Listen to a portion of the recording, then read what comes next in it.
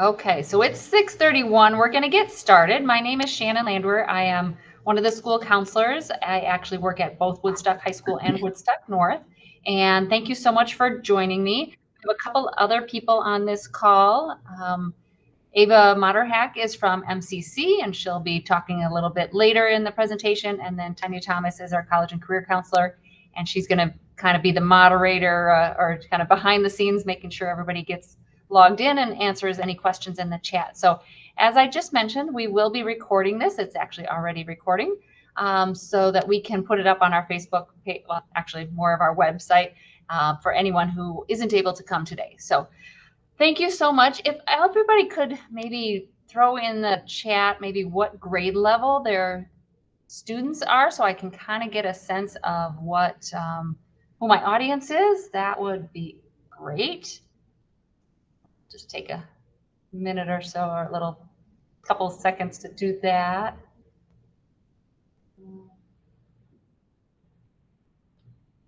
Okay, we got some ninth graders. Okay. Okay, so it's looking like a lot of freshmen, sophomores, that sort of thing. Great. Okay, so as we get into this, I was talking with a variety of people, and they were getting quite confused by all the different acronyms that we use here in education. And so I thought, hey, we better start explaining what all of these different things mean. And that's kind of where this presentation came along. Also, really trying to understand what are the pros and the cons of each different type of level of course at both Woodstock High School and Woodstock North High School, and what's the right fit for you and your child. So we're going to jump right in and try to explain all of these different things. Okay, let's see. Wait, well, there we go. So all of our classes, we call them regular classes, are all helping students get ready for that life after high school aspect, whether that's going to a 2-year college, a 4-year college, a trade school. It's really, I mean, some people would call it college prep. So all of our regular classes are going to be a good fit for preparing anyone for that next step after high school. Now, one of the first acronyms, I think, that everybody hears about is dual language. That program started way back in kindergarten with anyone who wanted to get into the dual language, the DL program. That is at the high school level, it's courses that are taught in Spanish. And it's really focusing on helping students learn how to read, write, speak, and listen in that Spanish language, assuming that you're also doing it in the English language. So they have the opportunity to test for the state seal of biliteracy and also work towards the dual language medallion. So that's dual language. Then we have H classes, or honors classes. These are more rigorous and faster paced classes for students that are really seeking to challenge themselves a little bit more. Students who might have been in regular classes all the way through and are looking to challenge themselves, honors classes are a great stepping stone to move into higher level classes, especially our dual credit and our AP classes. So DC, our dual credit classes, those are college level classes taught in our high schools. So they're rigorous. They are kind of, I would think of honors, then dual credit, then AP, depending on the subject area. Sometimes that dual credit and the AP switch different levels, but the dual credit, the students get credit both at the high school level and at McHenry County College. And these classes are available to any student who meets the prerequisites set by MCC. So these are really open to the whole student body. Then we have AP classes, or advanced placement. Again, these are rigorous college level classes. They are recognized throughout the country, and it's meeting a certain level of expectation that college professors have for getting into and working at that freshman college level. So the ability to get credit for AP classes is actually based on the tests that the students take in May. So at the end of every year, there's about 2 weeks worth of exams that are focused on those AP classes. The exams are on a scale of 1 to 5, based where the score is, and oftentimes if you get a 3, 4, or a 5, certain colleges will give you credit for those tests. These classes are available to anyone who wants to challenge themselves. There aren't a lot of prerequisites except for the sequencing of things. So you can't take AP Calculus if you haven't taken pre-calculus and trigonometry honors and things of that nature. So some of those logical prerequisite courses. And then there's the dual degree program. Some people will see that listed as DD, and these are actually a combination of dual credit and AP credit and MCC classes. This is a program, it's not a specific class, and it's a competitive process that students apply for their freshman year, and then they're working towards getting an Associate of Arts degree at McHenry County College. Okay. So as we go along, people say, well, what's the difference between those different honors level courses, honors, dual credit, and advanced placement? And almost every one of those is on an honors weighted grading scale for GPA, what we call a 5-point scale. There are a couple dual credit classes that aren't, mostly dual credit walking, dual credit yoga, and dual credit computer literacy. All of these classes, the honors, dual credit, and advanced placement, are all faster paced and more in depth as far as the workload goes than our regular classes. For dual credit, some of them require a certain minimum GPA or certain prerequisites. So for example, dual credit chemistry, you have to have earned C's or better in Algebra 1 in order to be eligible for that class.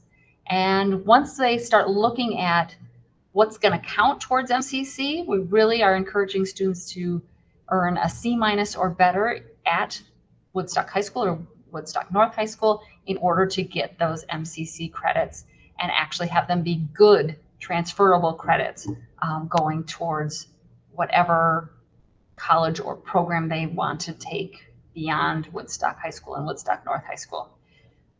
So the dual credits are based on a grade that you get in a class, whereas advanced placement is based on the score that you get on the test. Again, a 3, 4, or a 5 generally is in the ballpark for getting some type of credit. Now, here's the thing. Every single college makes their own rules about what they want to accept. So it's not always a guarantee. And I'll talk about that a little bit more in a couple slides. And then, of course, everyone wants to know, what's the difference in cost? Well, honors classes, they're part of District 200, so there's no additional charge. Whereas dual credit, there is a $25 charge payable to MCC for those credits, which is actually a really big bargain. Each MCC course, I think, and Ava can jump in if needed, I think is about 130 credits or so. Most classes are 3-credit classes, so you're looking at almost $300 for an MCC class, and our students are going to be paying $25. There are a few exceptions. We have some classes that are called PCCS classes, which are actually taught out at MCC, but there is an agreement between Woodstock School District and MCC for students to pay 1/3 of the tuition while the district pays 2/3 of the tuition. Things like fire science and criminal justice and manufacturing and HVAC and application development, so app development. And then advanced placement, the cost is what the College Board charges the students. So most students are going to pay right around $100 per exam. The exception is AP Seminar, which is slightly higher than that. I think it's closer to $150. They adjust that every single year, but those are some ballpark numbers as far as cost. All right, so how do we figure out what's the right thing for you, and how do you tailor that course load? So just know that you don't have to take every single class in a certain level. So you might want to take an honors English class, but then a regular math class or a dual credit science class, and you can mix and match, and that's not a problem. We really want you as a student to build a course load that makes sense for you, and that's going to help you be successful, help you learn, help you build a strong foundation towards whatever your future goal is. But we also do want to make sure that you challenge yourself and you get ready for that college level. So if you want to take that honors course or step up in a certain area, we really want to encourage you to do that, whether it's subjects that you do really well in or ones that you just enjoy or want to use towards your career goal. But also that means that you might have to ask for some help at times. And we really want to make sure that you realize that there are people at both high schools and even at MCC, if you're taking dual credit classes, that can offer you some support and some help. So your teacher is the very first line of defense anytime you're struggling, to go to that teacher and say, hey, what can I do to better understand this or to improve my grade? They're going to know directly what is best. Your counselors obviously are there to help you as well and can point you in the direction of certain other supports, like we have a math boost, we have peer tutoring, we have some different supports of that nature. Okay, so really want to encourage students to start self-advocating. That's a life skill that we want to encourage everyone to be successful at by the time they graduate from high school, is asking for help when you need it. Okay, we adults have to do it all the time. Okay. All right, so I'm going to actually have Ava jump in here as we talk about dual credit. So again, Ava Matterhack, she is our dual credit advisor from MCC. And Ava, just share a couple things about MCC and the dual credit program, pros and cons. Yeah, sure. Thank you, Shannon. Hi, everybody. Like Shannon said, my name is Ava. I'm a dual credit advisor for Woodstock North specifically. I am at Woodstock North typically every Friday. So if you or your student have any questions, you can always come and see me while I'm there, or we can always set up a Zoom appointment or phone call as well. I just wanted to talk a little bit about the benefits and maybe the cons of taking a dual credit class if the performance is not done very well. So I'll start with the impact of poor grades in taking a dual credit class. So the grades that you get on your transcript are the grades that are forever with you in college. So if you're taking an English 151 course, which is our composition 1, and you get a D, it's going to stay in your transcript forever. So even if you go off to another college, that future college is going to look for any prior transcripts that you have, and they're going to find that grade, unfortunately. So regardless of where you go, whether you go to MCC or to a different college after high school, they're going to find that transcript and it is going to follow you. And I just want to point out a common misconception with taking dual credit classes is that it means that you do have to go to MCC. A lot of people think, oh, I'm taking dual credit through MCC, so I have to go there after high school. That's not true. You can transfer your transcript to any other school. They're not guaranteed to take the classes, but they most likely will transfer. So other impacts of poor grades could limit future opportunities. If you're taking a class that is a prereq for another class, that's obviously going to prevent you from taking the next level up class. And then also, if you're looking to go into direct admin programs or grad school, getting poor grades can affect you in the future there. So, for example, if you're looking to get into a nursing program and taking the first bio class and don't do too well, that might affect your admit into the program.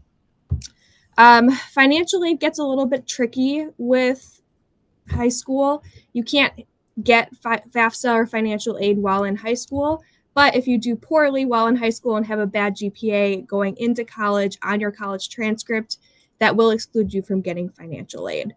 And there is different guidelines with how many credits you can take and how many, the timeline of completion. So using that up and getting bad grades will affect your financial aid. Okay, over to the benefits. So being well prepared to transition to college, as Shannon mentioned, the dual credit courses are more rigorous. They follow our college curriculum. So the classes are being taught almost exactly as they would be at MCC. So they definitely are being exposed to that early content that'll help with the transition. And then getting a head start on college requirements, getting some of those prereqs out of the way, getting some of the gen eds out of the way is really helpful. Kind of ties in with starting college classes in your major earlier. If you know what you want to do, we can tailor your classes to help get started on those major related classes. And then gaining flexibility in your college schedule, being able to have a lighter load once you go away to college, maybe studying abroad or double majoring.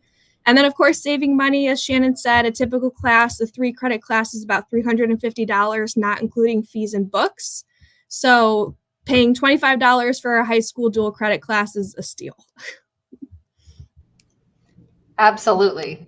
All right, so then let's take a look at, okay, let's see if it'll move along. Oh, go to the next screen, please. There we go. Some considerations for advanced placement.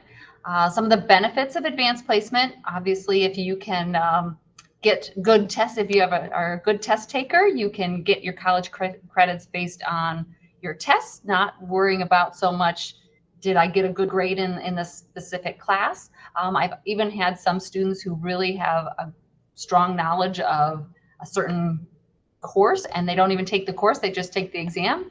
College Board will take your money, they'll let you take the test, no problem. So you can, if you test well, that can be a great thing.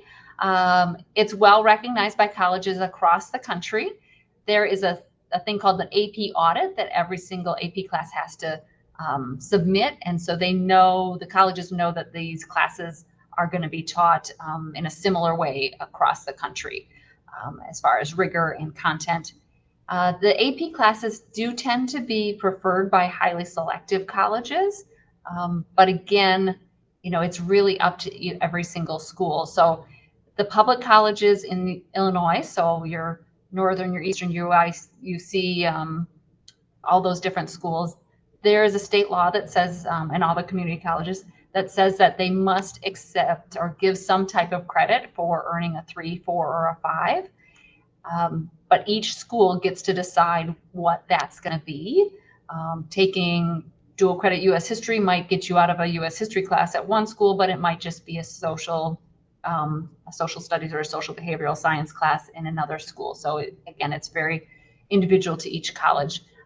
And there's no penalty on college transcripts if you get a 1 or a 2. It doesn't impact that in the same way that getting a D in a dual credit class would be on your transcript.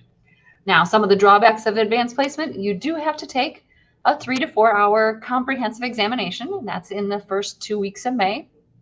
The college credit is based on your exam only, so you could get a great grade in your class, but not score so well, and they don't actually look at the course grade in the class. Now, the colleges do like to see that you take rigorous classes, and they will look favorably upon you taking either dual credit or AP classes, even if you don't score as high on those tests as maybe you had wanted.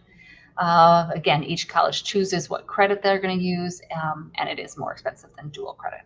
Okay. So how do you find your right fit? You have to really do some personal reflection and maybe conversations as a family. You know, what are your future goals? Whatever you want to do beyond high school should be driving the decisions that you're making as far as choosing classes. One of the best things about high school is that you really get to explore and figure things out and find out what you like and find out what you don't like. So figuring that out and then making sure you're making decisions about levels and rigor based on those future goals is important as well.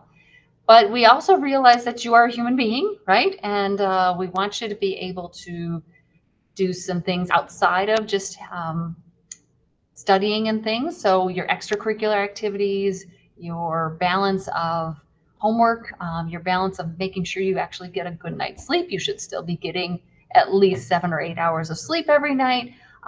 You need to make sure that you're going to be able to juggle all those things and find the right balance for you. And that might be very different than the balance for your best friend or your sibling.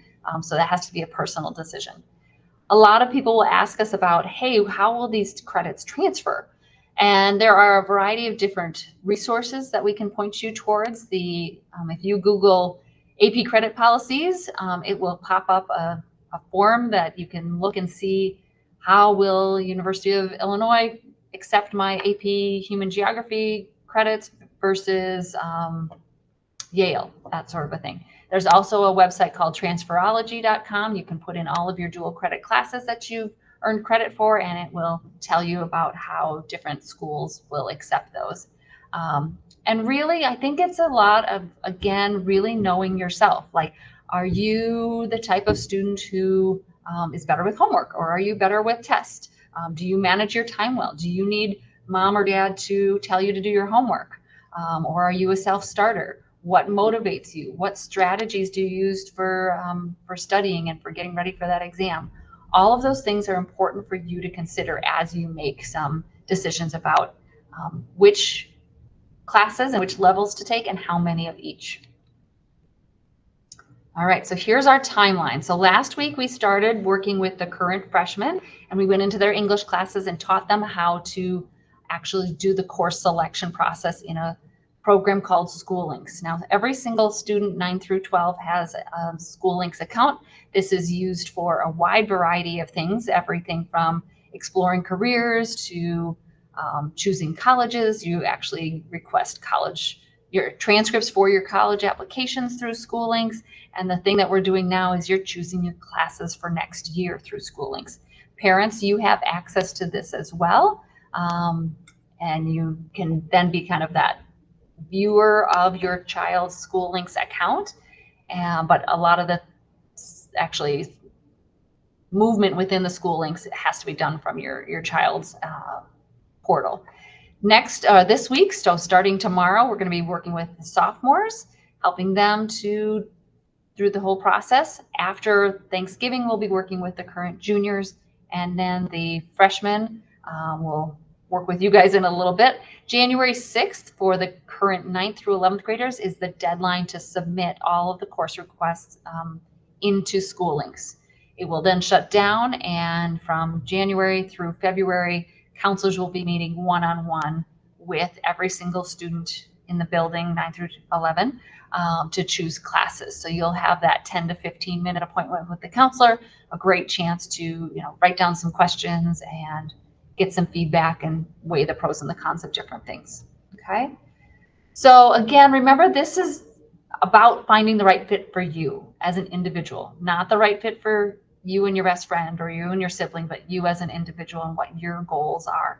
Again, we want to make sure that you're asking for help, you're self-advocating, you're really practicing those good decision making as far as what your future goals. So you've got a big team around you, parents, teachers, counselors, all of us. Okay, so I'm going to leave this up on the screen. We do have a variety of different links that we can go to. Our District 200 website has a variety of information on it, as well as MCC's website. We do have even a list here. I'll see if I can pull this up, of all the dual credit classes that we have in District 200 and what the equivalent MCC course is. So there's lots of great resources. This is the AP credit policy website. Okay, it went off of my screen, so I'll look at that in a second. But I'm going to open it up to questions and things that maybe people have put into the chat, and we'll see what kind of questions we can answer for you.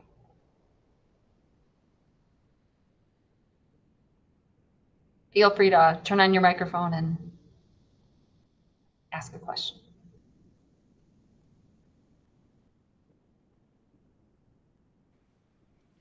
Hi, Shannon. My name is Kelly Jackson. Thank you for hosting this tonight. This really clarifies a lot. My son is in a combination of these classes. And my question is, how do I pay the dual credit fees?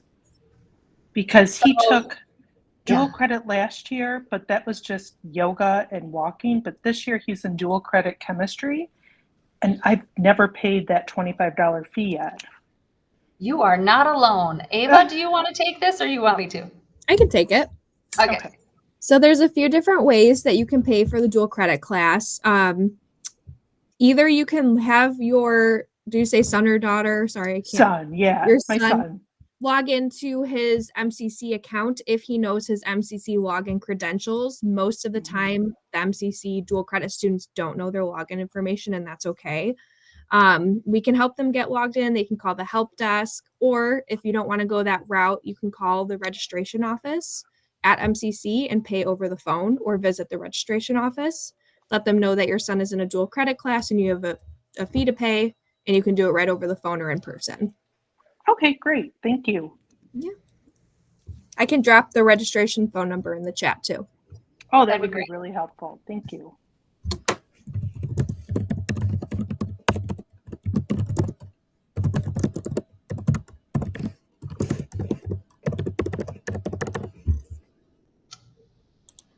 other questions do we have?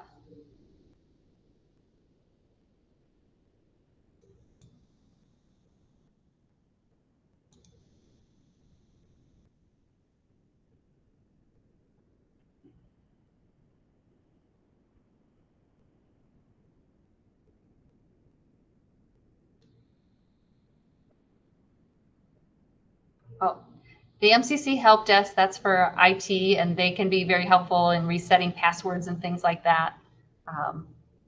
Also, I'm not sure if people saw it in the chat earlier, but while Ava is at Woodstock North on Fridays, her counterpart Kate is at Woodstock High School on Thursdays. As far as the MCC account, so if your child, well, when your child signed up through Dual Enroll for a dual credit class, within 36 to 48 hours, they should have gotten an email that said, here is your MyMCC username and password, and then they were asked to reset this. And Ava, jump in if I say anything wrong here. It is highly encouraged that they actually log in and reset their password and make sure that they have a two-factor authentication so they can update their password on a regular basis. MCC forces the students to reset their password every 6 months. But once you have access to this, you have access to pay that MCC fee, to the library, to every single resource, because you're an MCC student, because you're a dual credit student. You also have access to a free online tutoring called Tutor 24/7 that is accessible through your Canvas account, your MCC Canvas account. And again, that's where you can do all of your different transactions and where you can access, hey, am I on track to get the associate degree? Maybe I didn't do the dual degree, but I want to still get a lot of credits toward my associate degree. You can track how you're doing to meet those requirements. You can pull up your MCC transcript and send it to your college of choice. Having access to your MyMCC account is a huge asset. And if for some reason they can't get into their account, again, they can call the help desk. They can contact me. I can also help just show how many credits they have if they don't want to get logged in, which I don't recommend, but that's also an option. Or Kate, if you're a Woodstock student. We do have one question. Is it possible for dual language students to also complete the dual degree program? Absolutely. Because our dual language students are fairly proficient by the time they get to high school, getting a strong score in an AP Spanish language exam, taking things like dual credit advanced Spanish conversation. There's going to be a new name for that class starting next year, but all of those things, even taking like Spanish 3 honors and Spanish 4 honors or dual credit for students who start in Spanish or German at Woodstock North as a freshman, they can get some dual credit credits that way. But yeah, dual language is actually a great asset in the dual degree program. So the dual degree program, there is a presentation in October of a student's freshman year, and then there's an application period that's open. It just closed November 3rd, I believe. So we're done for the class of 2028. But if you're a 8th grade parent, then it'll open up again next October. I get a lot of questions about if I didn't get into the dual degree program, can I, is all lost? Absolutely not. Dual credit, you can get almost every single credit that you need towards the associate degree right here in District 200. The difference is dual degree students take some summer classes, and so that would be on your own if a student wanted to do that.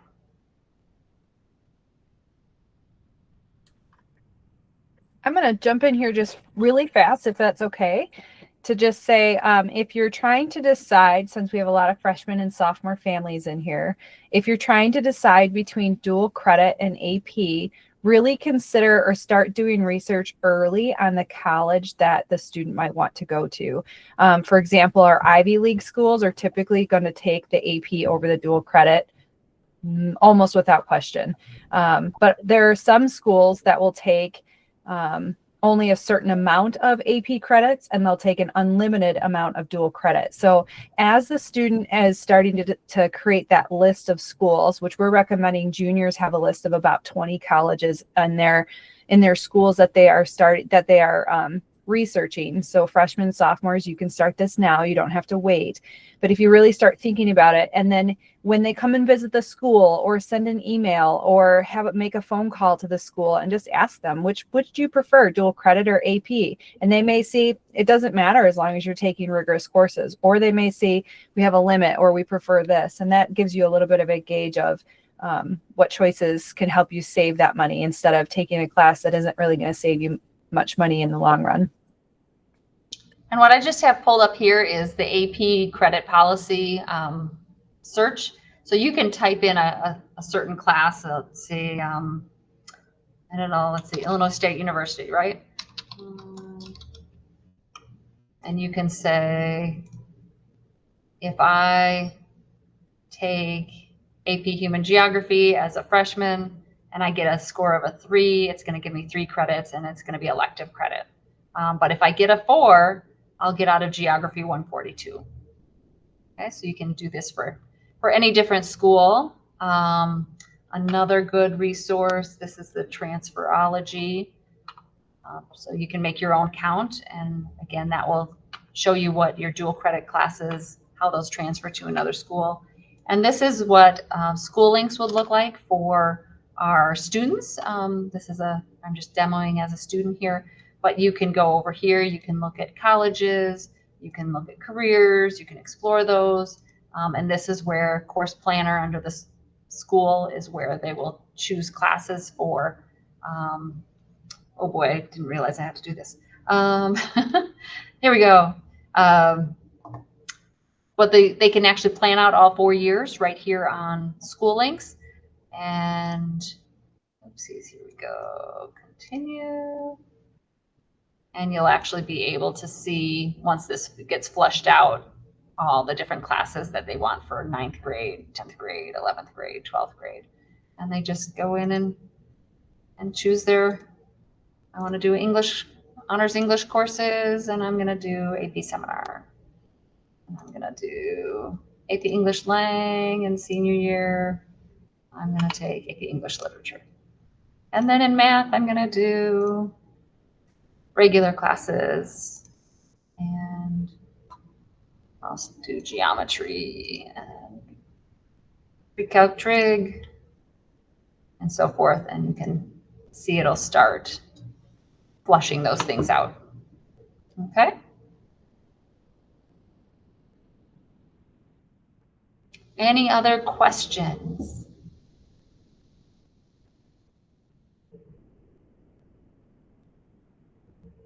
Okay, well, we're gonna turn off the recording, and if anybody wants to stick around, I'll stick around for some individual questions.